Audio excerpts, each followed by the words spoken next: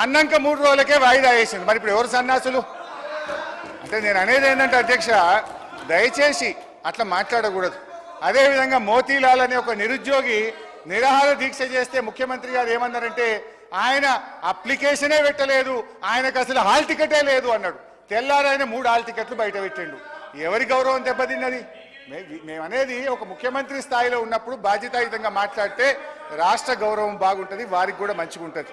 ముఖ్యమంత్రి గారి రాజకీయ రొదలో తిట్ల దాడిలో 6 గ్యారంటీల చట్టబద్ధత ఏమైంది మహాప్రభు అనే ఒకటి సార్ గౌరవ సభ్యుడు హరీష్ రావు గారు దాదాపు గంటన్నర అయింది సార్ మాట్లాడబట్టి. గంటన్నరకెళ్ళి ఒక్కసారి కూడా ఆయన బడ్జెట్ మీద మాట్లాడకపోగా ఆయన భయపడతారు సార్. ఒకటే సార్, ఆయన గ్యారంటీలు అంటున్నారు సార్. గౌరవ హరీష్ రావు గారు మాట్లాడిందంతా కూడా సభని తప్పుతో పట్టించేదిగా ఆయన మాట్లాడి చూస్తున్నాం సార్. గంటన్నరకెళ్ళి ఆయన ఆడికే వస్తారు. ఆయన గ్యారంటీల విషయం అంటుండు సార్. గ్యారంటీల విషయం అంటున్నాడు. 2001లో ఆయన పార్టీ పెట్టినప్పుడు సార్, కొండా లక్ష్మణ్ బాబుజీ గారి ఇంట్లో పార్టీ పెట్టినప్పుడు నేను తెలంగాణ పార్టీ పెడుతున్నాం, రాష్ట్రాన్ని తెలంగాణ వచ్చే మొట్టమొదటి ముఖ్యమంత్రి దళితుడు అవుతాడు, దళితుని చేయలేకపోతే మెడ మీద తల తీసుకుంటా అని ఆ రోజు ముసలైన సార్. అబద్ధాలు అంటే వీలై, గ్యారంటీలు అంటే వీలై, మోసాలు సార్. డబుల్ బెడ్రూమ్ కడతా, డబుల్ బెడ్రూమ్లో బిడ్డ అల్లుడు వస్తే ఎక్కడ వండుకోవాలి, బేకరీలు కట్టేసుకోవాలి. మీ రంగం మాటలు సార్. ఒక నిమిషం సార్. ఇంకొకటి సార్, ఇంకా హరీష్ రావు గారు ఒక మాట మాట్లాడండి సార్. హరీష్ రావు గారు 24 గంటలు కరెంట్ ఇచ్చినా అన్నాడు సార్. 24 గంటలు కరెంట్ ఇచ్చినా అంటే నేను ఒక సబ్స్టేషన్ సార్ బండ సోమవారం అనే సబ్స్టేషన్కి వెళ్ళాను. అక్కడ ఆపరేటర్ బస్ అనే ఆపరేటర్ వీడియో రికార్డింగ్ ఉన్నది. నా సర్వీసులో 9 ఏళ్ళు అయింది సార్. ఎలక్షన్ల ముందు 9 ఏళ్ళకెళ్ళి సర్వీసులో ఉన్నాయి. ఇక్కడ ఎప్పుడు కూడా 14 గంటల కరెంటు రాలేదని నాకు రికార్డు తీసి చూపిస్తే రాత్రి లాగ్ బుక్లు వాపసు తీసుకొచ్చాను.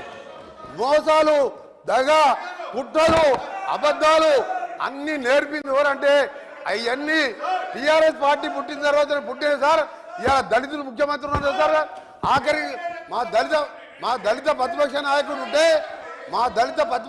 ఉంటే చూసి ఓడవలేక 13 మంది శాసనసభ్యులని సంతలో పశువుల్లాగా కొని ప్రతిపక్ష హోదా లేకుండా చేసాడు. ఇవాళ హరీష్ రావు గారు మాట్లాడితే సార్ ఇవాళ దయాలు వేదాలు వెళ్తున్నాయి. మొత్తం మోసం, దగ, కుట్రలు, కుతంత్రాలు. నిజంగా నువ్వు మాట్లాడే సార్ ఒక్క పాయింట్ కూడా సపోర్ట్ చేయాలి. ఇవాళ ఆయన మాట్లాడేమని సార్. అందుకని హరీష్ రావు గారు నీ దగ్గర సబ్జెక్ట్ లేదు.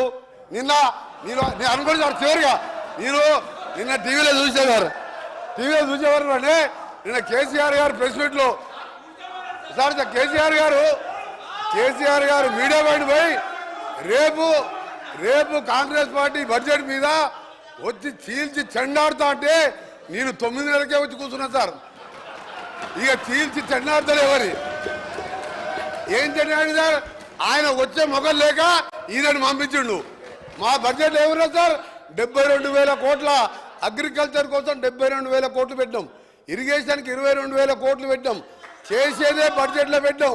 ఇవాళ మీలాగా మోసం బడ్జెట్ పెట్టలే. ఇవాళ చీల్చి చెండాడుతాడు సార్. కేంద్రం అన్యాయం చేస్తే, కేంద్రం తెలంగాణకి అన్యాయం చేస్తే సార్ కేంద్రం అన్యాయం చేస్తే చీల్చి చెండాని మునగాడు ఒక్క మాటకెళ్ళండి సార్ నోట్లకెళ్ళి. ఇవాళ మేము మా ముఖ్యమంత్రి గారు, మా డిప్యూటీ సీఎం గారు మంచి బడ్జెట్ ప్రవేశపెడితే ఇవాళ దాని గురించి మాట్లాడుతున్నారు సార్. నిజంగా ఇప్పటికైనా ఎమ్మెల్యే హరీష్ రావు క్షమాపణ చెప్పి మీ ప్రతిపక్ష నాయకులు రావాలని డిమాండ్ చేస్తున్నారు.